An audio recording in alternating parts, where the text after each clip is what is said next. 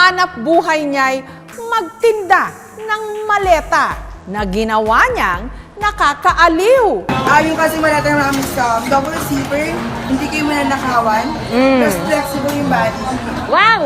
Sales talk ba kamo? Sinong hindi maeengganyo kung ganito ang nagde-demo? May modeling Ang galing! at buwis buhay split pa. Aray! Ang kabugerang salesman natagpuan namin sa mall na ito sa Lipa, Batangas. Ang 19 anyos na si Christian. Bago magbenta, si Christian, feeling athlete, nag-stretching muna. Hinahanda ko yung sarili ko para magbenta sa labas. Kung sa ganun, hindi ako mababalian. Maya-maya lang ang ating bida. Kumuda na ng kumuda.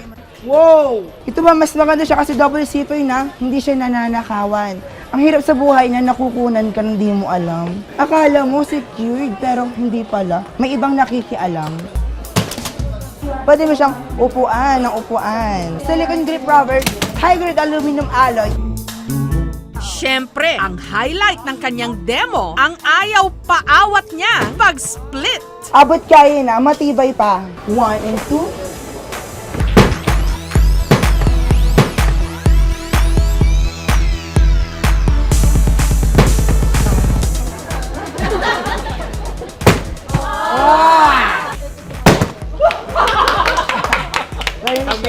Very charming siya and nakakinggan niya siya panoodin. Napakagaling po niya and nakaka-entertain din yung pananalita.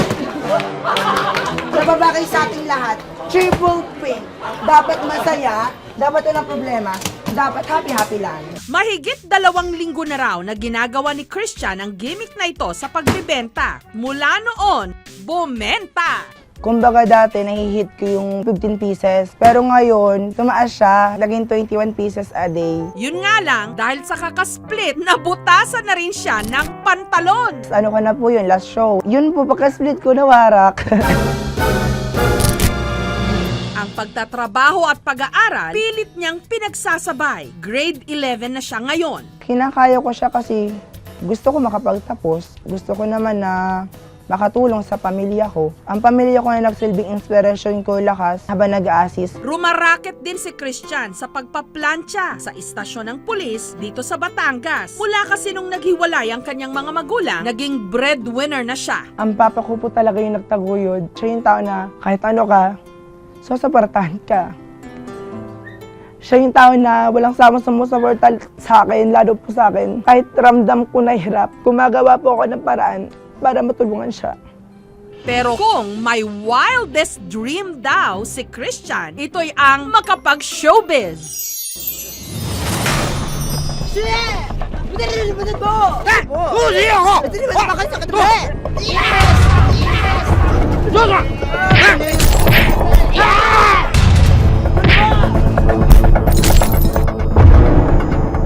Sa akin sarili, gusto ko talagang maging artista. Gawa ng exposure na din.